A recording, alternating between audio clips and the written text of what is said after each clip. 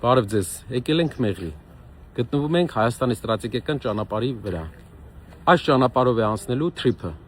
սա թրիփն է, իսկ գիտեք սա ինչ է, սա արդեն Պարսկաստանն է, ընդամենը 30-40 մետրի վրա,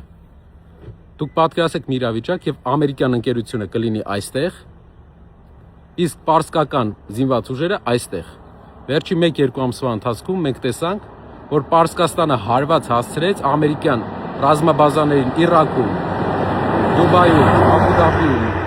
Քաթարում, ինչ կլինի ապագայում, եթե նրանց հարաբերությունները սրվեն եւ այստեղ լինի միայն ամերիկյան ընկերություն։ Իհարկե, նրանք կոնֆլիկտի մեջ կմտնեն իրար հետ,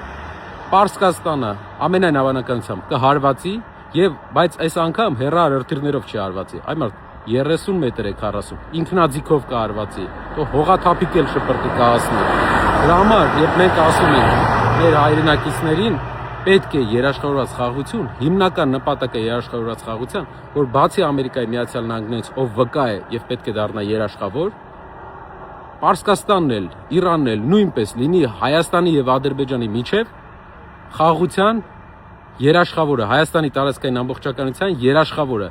մեկից ավել երաշխավորի նկատի ունենալով, մենք հենց այս ճանապարհի տրամաբանությունն ենք ձեզ պատմել, հարգելի հայրենակիցներ։ Ուրախ եմ, որ կարողացա ձեզ հենց տեղում ներկայացնեմ աշխարհաքաղաքական այս կարևոր հանգույցի հիմնական նպատակը։